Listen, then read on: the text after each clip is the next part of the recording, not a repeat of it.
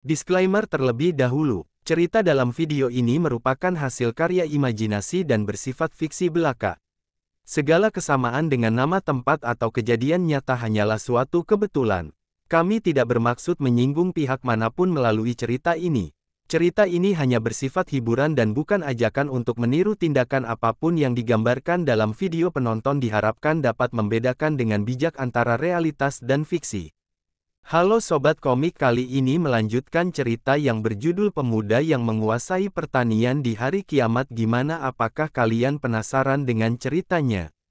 Mimin juga penasaran sih. Sebelum masuk ke video jangan lupa kalau ada uang lebih bisalah beliin Mimin kopi, linknya ada di deskripsi. Kalau mau rekomendasi manhwa boleh juga. Langsung saja masuk ke ceritanya. Let's go! Di awal video ada seorang wanita yang berteriak mencari Liang Tianyu. Di mana Liang Tianyu? Maaf, Wakil Presiden Ren, Liang tidak ada di kantor sekarang. Wakil Presiden Ren, Anda membuat kami kesulitan.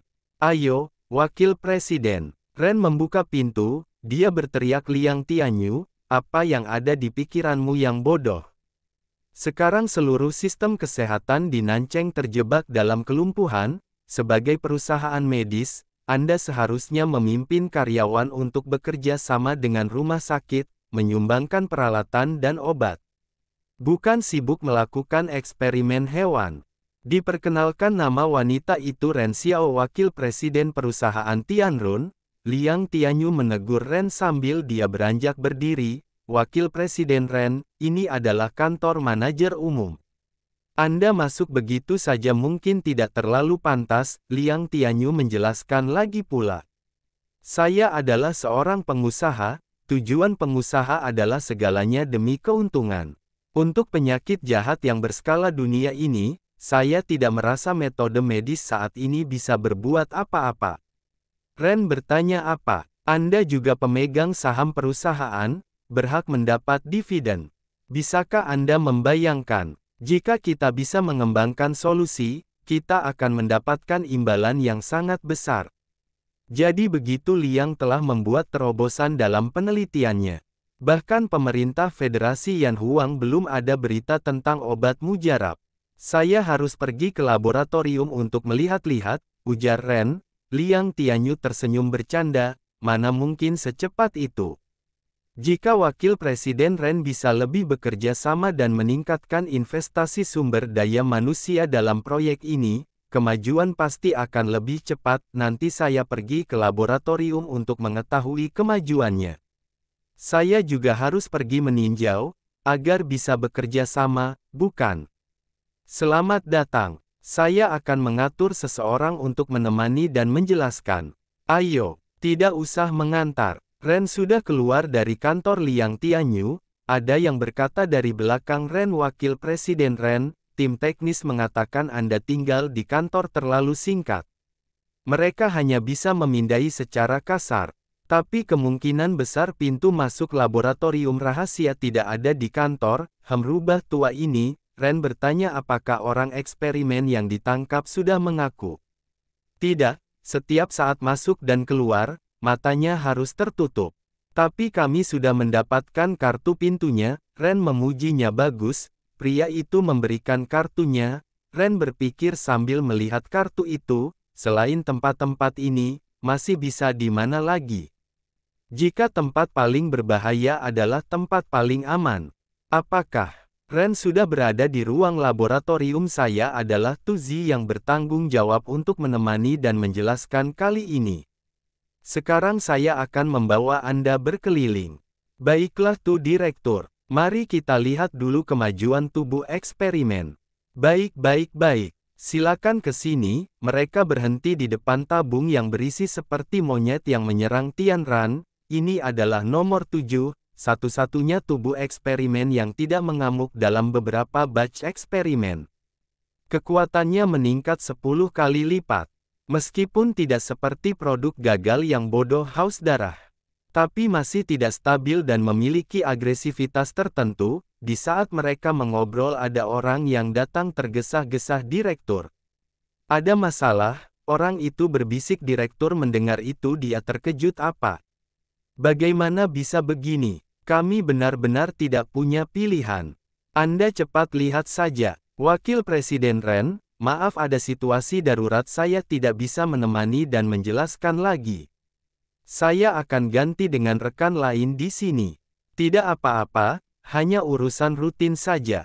Saya sendiri asal jalan-jalan sebentar lalu pergi, direktur berkata dengan gugup mungkin tidak sesuai dengan aturan. Ren menerangkan di sini semua berada di bawah area pengawasan. Anda masih ada apa yang tidak tenang?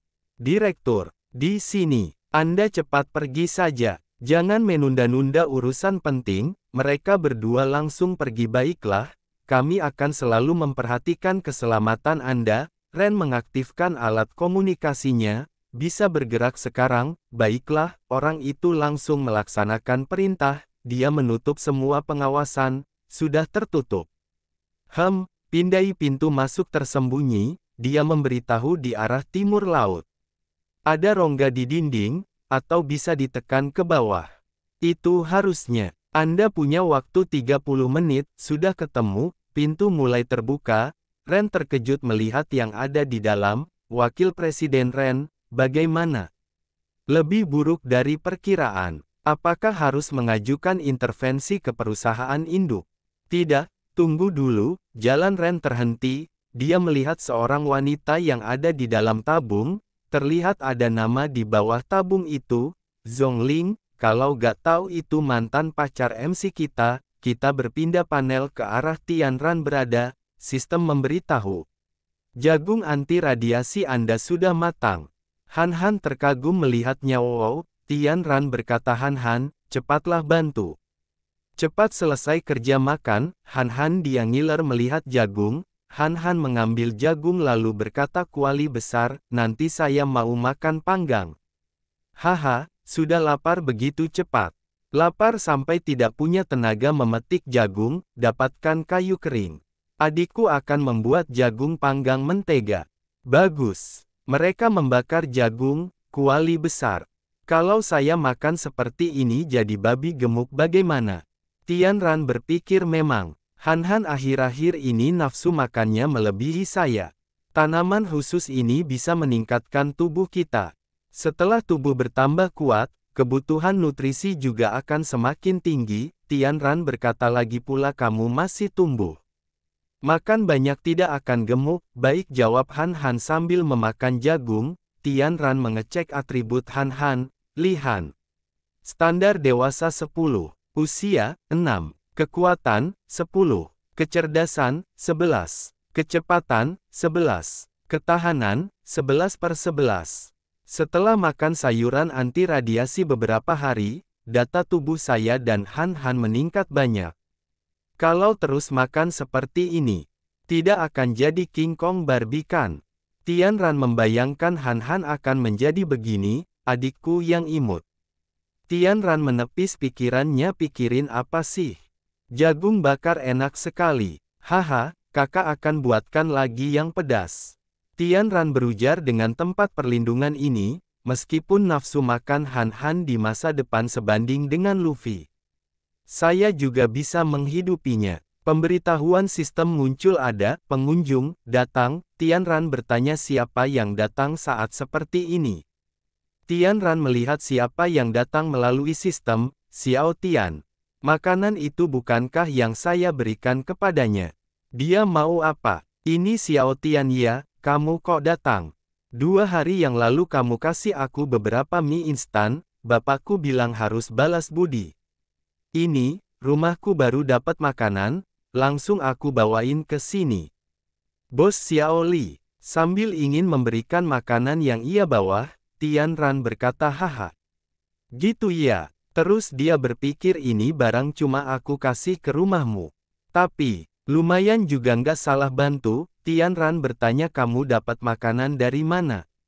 Xiao Tian menjelaskan hai, sebenarnya sih, aku nemu di halaman rumahku. Mungkin ada kerabatku yang baik hati, atau orang lain yang diam-diam ngasih. Pokoknya, aku pikir selain mau balas budi kamu, juga mau minta tolong kamu dikit boleh nggak? Kamu bilang aja. Xiao Tian berkata sambil gugup. Aku dengar di pinggiran kota selatan ada tempat beli makanan baru buka, sekarang masih banyak stoknya. Aku mau pinjem mobil barangmu buat beli makanan pulang. Boleh kok, kamu bawa aja. Sebenarnya sih, SIM-ku belum keluar, tempat belinya juga agak jauh. Jadi, Tianran berujar akhirnya pinjem mobil juga harus pinjem sopir ya. Gitu ya, jaraknya nggak jauh kok. Tolong ya Bos Li. Tianran memikirkannya akhir-akhir ini sibuk sama urusan pertanian, rencananya 2 hari lagi baru mau ke tempat belinya cari tahu situasinya. Sekarang bisa lebih cepat sekalian antar dia, di rumah ada penjaga mesin jagain rumah, Han sendirian juga aku tenang. Lagian dengan kemampuan Xiao Tian, datang satu tim juga nggak takut. Tianran terpaksa ya udah deh. Toh juga kenal lama, tapi sebelum siang aku harus balik lagi, masih harus masak buat Han. Xiao Tian sangat senang. Oke deh, makasih ya. Tianran berkata lagi kamu tunggu di sini ya, aku ambil mobilnya dulu. Baik, Tianran mengambil mobilnya. Ia berkata ke adiknya kamu jangan kemana-mana ya kalau ada orang ketuk pintu jangan dibuka. Abang bentar lagi balik. Iya deh, kakak tenang aja Dabai hebat loh. Kok jadi Dabai? Soalnya udah upgrade. Aku udah coba dia bruk langsung meledak batu besar. Nanti kalau ada bahaya baru boleh pakai Dabai ya, jangan sembarangan, bahaya loh. Iya deh nggak boleh main ledak-ledakan lagi. Tianran terdiam mendengarkan perkataan Han. Tianran mengelus kepala adiknya udah deh. Abang sama Xiao Tian abang pergi ke tempat beli makanan bentar, nanti balik bawain permen buat kamu. Xiao Tian datang ya, Han mau nyapa dong.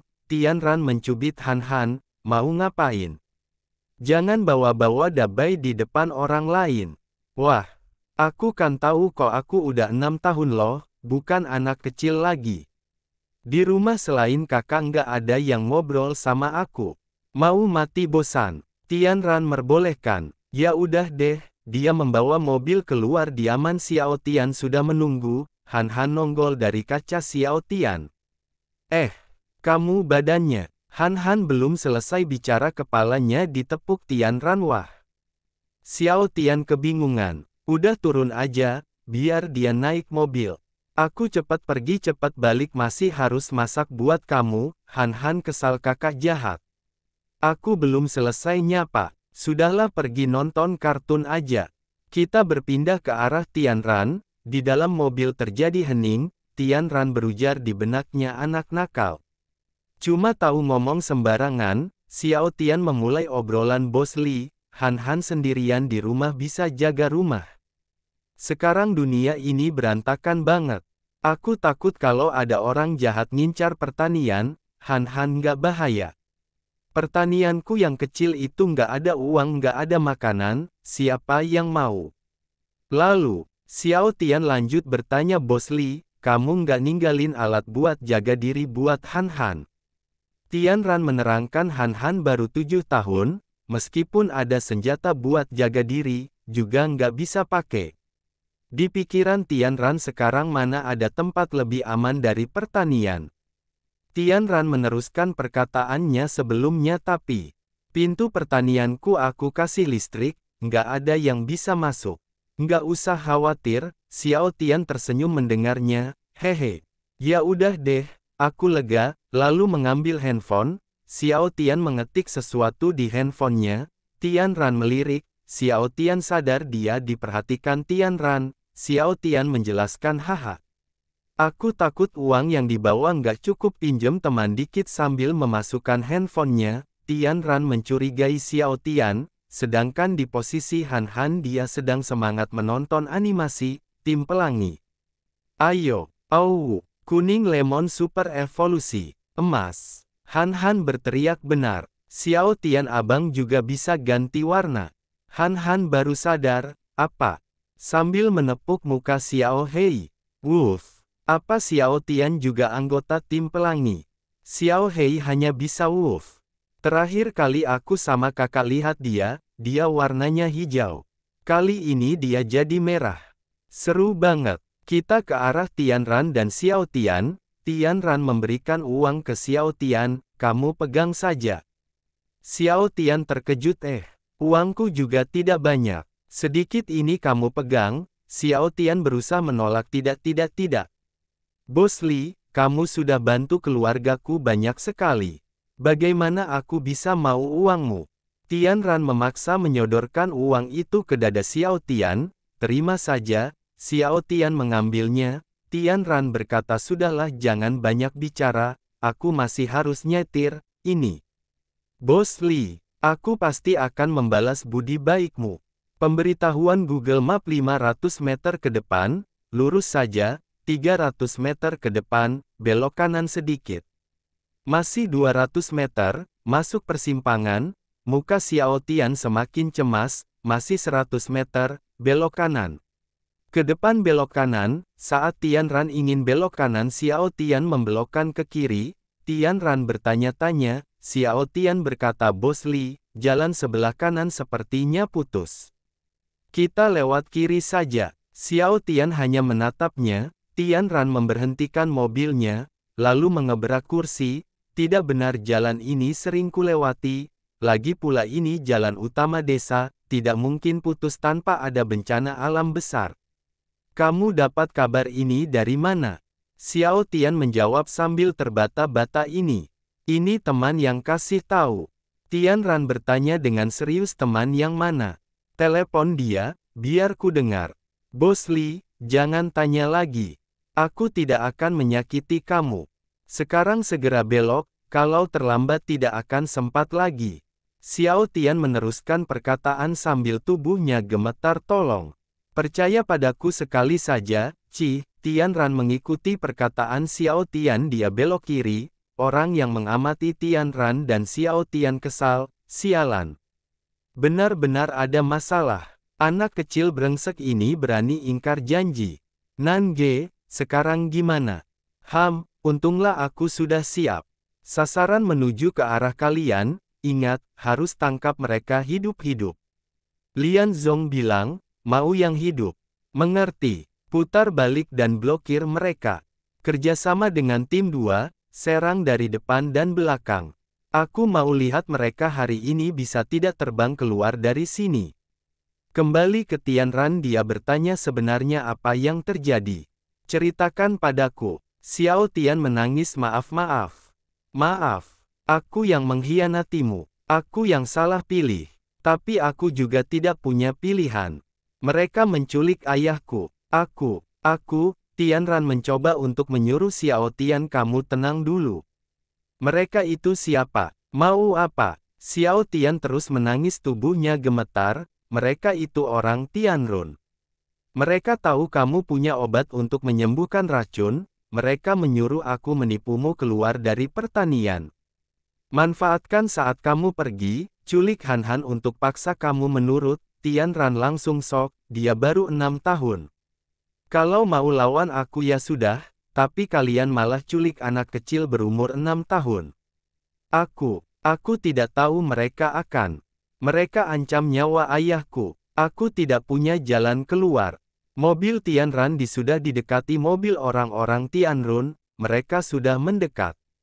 Diam. Jadi, tadi kamu tanya-tanya itu semua untuk mencoba aku untuk cari tahu pertanian ada perlindungan atau tidak untuk orang-orang itu, sedangkan Han dia sedang tertawa sambil menonton kartun, tadi kamu main handphone juga untuk beritahu mereka situasi di sini. Xiao Hei melihat ke arah luar, Han kebingungan, Xiao Hei kenapa sih? Aku minta maaf padamu, kamu kasih saja obatnya pada mereka. Mereka orangnya banyak. Kita tidak bisa kabur. Tolong. Di luar pertanian sudah banyak orang berpakaian hitam. Xiao Tian, aku sangat kecewa. Aku sebenarnya tidak mau habisi kalian semua, tapi kalian malah berani ganggu Han. Xiao Tian minta maaf sambil menangis, maaf. Setelah mereka culik ayahku, aku langsung menyesal. Tapi aku sudah tidak punya jalan mundur. Mereka sebentar lagi akan sampai.